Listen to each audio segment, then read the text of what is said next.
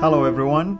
Welcome to another new series on our topic of political Islam. This is Fadi.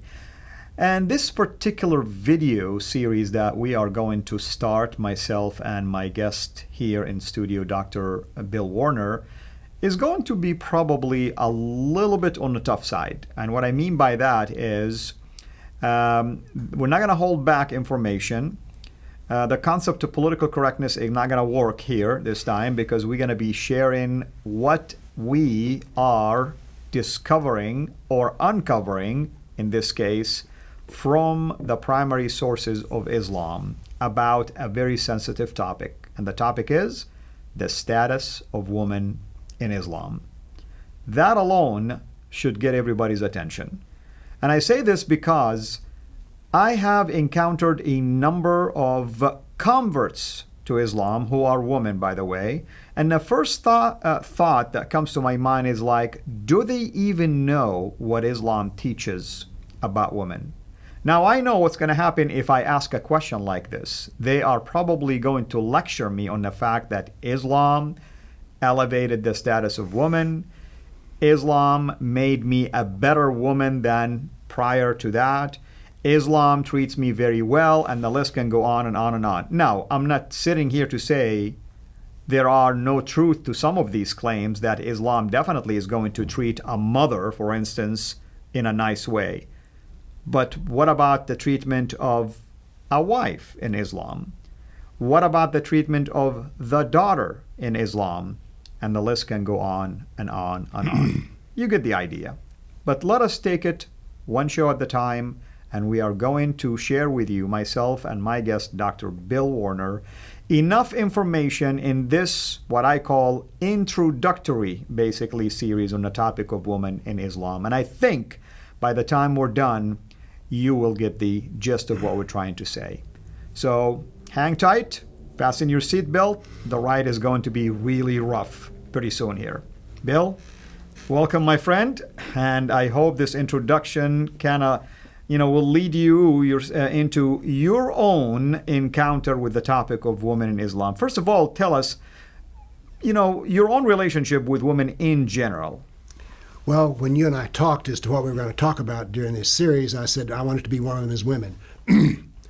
I was raised by two women. I have two daughters, married to the same woman for 56 years. Excuse me.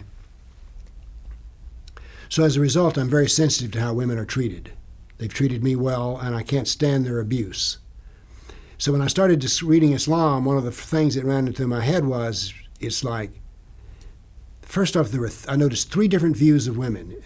There's the view of the woman as a mother, in which she is elevated. There's the view of Judgment Day, in which they're equal on Judgment Day. But then the third category is that women are subjugated. And the subjugation bothered me. And by the way, one of the examples of subjugation is this. My wife nursed our children. And yet there's a verse in the Quran which says that I, as a male, am supposed to tell her how long the children should be nursed. I'm like, what? You crazy? Why would I ever tell a woman how long to nurse a baby? And yet there's a verse there. That's what I call it, subjugates the women. So I got interesting. I like to measure things, and so I says, let's take the Quran, let's take the Hadith, and let's pull out every verse that deals with women and every Hadith that deals with women. And let's put them into four piles. One pile is, it doesn't say anything about women at all, they're just there, neither good, bad, or indifferent. Then the other category is women are subjugated, women are equal, and then women are elevated. So I pulled them all out, and I created a bar chart of this. And they're similar, but not exactly the same. Let's talk about what elevates women. As a mother, they're elevated. That's right. And on Judgment Day, they can be judged equal to men, but there's a little fine print here in the detail, which is one of the ways they're going to be judged is how well they obeyed their husband. Absolutely. That's one so of the even the criteria. verse of equality contains subjugation. And then the last is just complete subjugation. The most infamous, which we'll have to discuss, is 434. I know which one you're headed to. But I mean, just to add to what Bill mentioned, for instance, let's go to the Quran. The Quran says, mankind fear your Lord, who created you of a single soul, and from it created its mate. That's in the Quran, chapter 4, verse 1. You get the impression right away, Come on, there is equality here, Yes. I mean, it's a benign verse. I mean, it's almost like the Bible saying he made you male and female, Right. Created in the image of God, he made them male. All this is fine, but you heard a number right now, chapter 4, verse 34. Wait until we get there, and you tell me if there is equality in that particular verse. Bill, what basically grabbed your interest or attention into specifically the status of women in Islam? I mean, was there an incident? Was there something that, made you feel like, man, I need to know more about this? Well, I didn't at first. My study of Islam started with the three texts themselves, Quran, CIRA, Hadith. And I approached them just as, I don't know what's in them. But as I studied them, it was very clear that women have a position of subjugation. Let's put it this way. There's no verse in which the woman is ordered to beat the man. But there are such things for women. So anyway, I wanted to measure the difference and distinction because, as I say, my personal history is I'm very sensitive to how women are treated. I have daughters, a wife, was raised by a mother and grandmother, and I want to see them treated well. And some of the ways let's put it this way, I would not want the women in my family to be treated as though they were Muslim women. Right. I mean, I understand. I grew up, of course, in a Muslim family. I have a mother, I have sisters, and I can tell you, one of my concerns about when I decided in the 70s to go for jihad in Afghanistan is that my mother forbade me from such an idea. She kind of wanted me to basically respect her decision, never to disobey her. And it is my concern about her status because there is a hadith that says, the paradise is under the feet of mother. I was concerned that maybe God is going to punish me for disobeying her. What if I go and fight and die and my death is not as a martyr anymore? And I died basically as someone that God will view differently. Because there are hadith about martyrs that God also didn't send straight to paradise because he felt like they didn't do things correctly. So that was my concern. But you look at the woman in Islam as a wife, all of a sudden, I will begin to feel superior naturally. Now, where does that come from? Let me read a verse, for instance, you're familiar with. You mentioned already chapter 4, verse 34. I'm not going to read the whole thing because it's damaging. Right. But we are going to read just a portion of it. Men have authority over women because Allah has made the one superior to the other.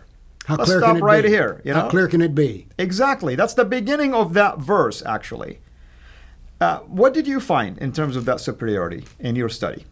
Well, I found that what it says is it's not just this one verse which says it's superior, but it's just ways in which the man can subjugate the woman again and again and again. As a matter of fact, I think if I could review my original notes, I think in every case in which it's a man and a woman are mentioned in the same verse, the man is subjugating the woman.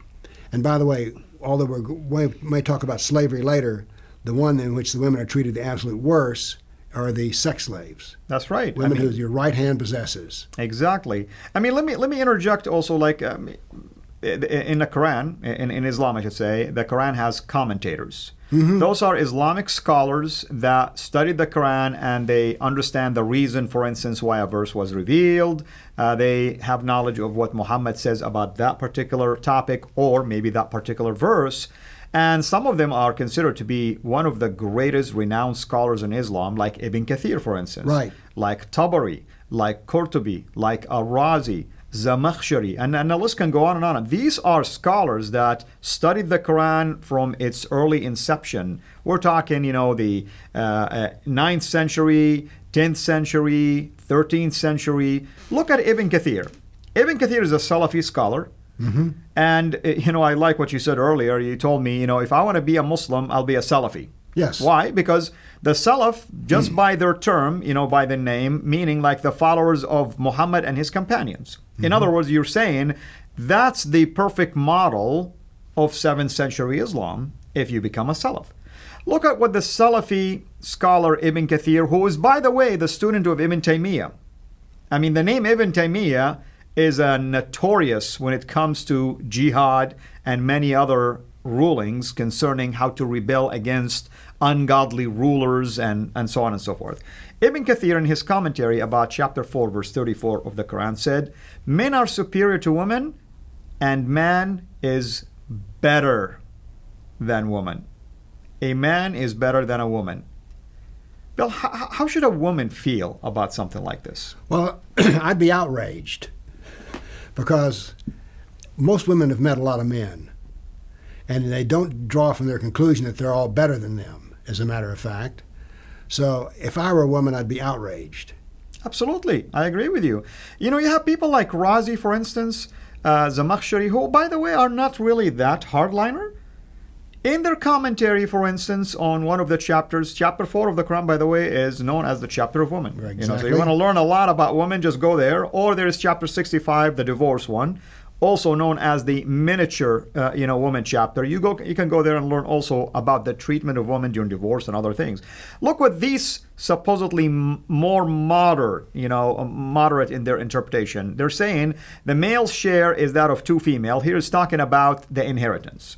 One of the ways that women in Islam, as you know, Bill, which we probably will talk about it in a little bit, that they are inferior to men, that if a father dies, notice I'm not saying parents, woman dies, I'm talking about father. If the father dies and you have 1 son and 1 daughter, I'm simplifying it right now, guess who gets the bulk of the share of that inheritance? The man. That's twice as much of his sister. Mm-hmm. So in his comment about that, this is what he says. The reason why God ordained it this way, Allah ordained it this way, he says, because man is more perfect than the woman in creation. That's interesting. How clear can it be? I mean, we keep coming back to this because sometimes people say, well, it all depends on how you interpret it. No matter how you interpret it, it comes out with a man on top. Absolutely. And, you travel a lot, and you've been involved with the study of Islam, and your own ministry is called the Center for Political Islam.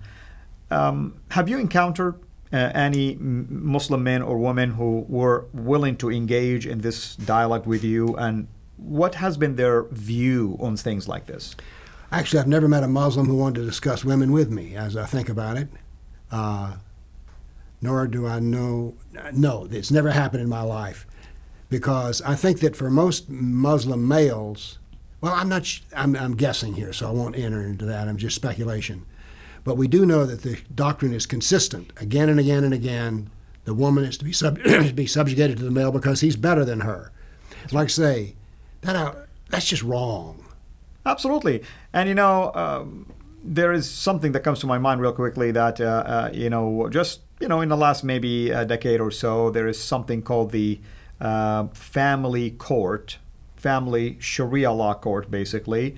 And there is few of those, if you call 80 few, that are found, for instance, in the UK. Mm-hmm. And recently I came across some articles that are saying that the authority over there are starting to feel troubled by the rulings in there, that they felt like women are not treated justly. Well, wait a minute. This court is applying the teaching of Islam, actually. They're not really coming up with their own ruling. No. They're using the standard procedure in inheritance, in divorce, in custody. So I find it interesting that sometimes governments in the West, they would allow things like this without understanding what is the teaching going to imply. And in this case, they felt like the treatment of women was unfair, when in fact it's perfectly fair according to the teaching of Sharia law. The question is, whose justice are you talking about? Exactly. Are we talking about the justice of the West, in which men or women are viewed as equal? Or are we talking about the justice of Sharia, in which they're inferior or superior? So it is justice that's being dispensed. And I find the most troubling thing you say here is that political officials in UK have allowed this to happen. It didn't just happen. In every case, they unlocked the door and opened it and says, come on in. Absolutely. Because we don't want to be Islamophobes, so if you want to have your own courts, well, sure, have your own courts, but they've never read the label of what they're buying. Exactly, and what they're hearing now, they probably began to get some pressure from others who are troubled by, they have maybe a Muslim friend who is a female, and she was complaining about how the ruling was against her. But, there is more to the story. The Muslim woman herself didn't know that that's what the law says, the Sharia law says, that she should be treated this way. So this is what we mean by we're uncovering things for you. It's really not up to the Muslim man or the Muslim woman in the street to tell you how they ought to be treated. the judges of Sharia law or Sharia court decide based on the primary sources. Mm-hmm. That's the Quran, that's the Hadith, and the interpretation of those. And those don't change. Exactly. So one of the things about Islamic justice is what was just in the year 632 is just today. You consider it timeless, basically. Exactly. As a matter of fact, I heard one comic say that Islam is a time machine which creates the force of putting all civilizations into the year 632. It is. Bringing things back to the 7th century, technically Exactly. speaking. That is the purpose of Sharia. I mean, look at areas like Afghanistan, if I dare to say that. You know, the invasion of the Soviets happened in the 70s, late 70s, 1979. You know, the band of brothers that was called the Mujahideen and later evolved into what we know today as Al-Qaeda and alliance with the Taliban and things like that. And they ruled for a while, actually. If you go to Afghanistan today, it's nowhere near the Afghanistan that used to be. It leaped backward, not forward. It's been around on the internet, but you have pictures of like women in the 30s and 40s in Iran, in Afghanistan, and you couldn't really tell where they were taken from. But now then, you can easily spot, the woman in the burqa, you can't even see her face, she's a Muslim. Yeah. And you know, the Taliban's biggest beef with women is the idea of them going to school and having education. I mean, they're totally anti this. Now, is that equality? Well, it may be inequitable according to what we say, but according to the rules of Islam, it's totally equal. That's right, exactly. And that's what Bill is trying to say. Who's saying what, and where are you getting your opinion from? I know we are emotional human beings, and we think rationally sometimes based on the times we're living. Just because someone lives in the West and they have freedom of choice and freedom of religion, that means nothing under Sharia law.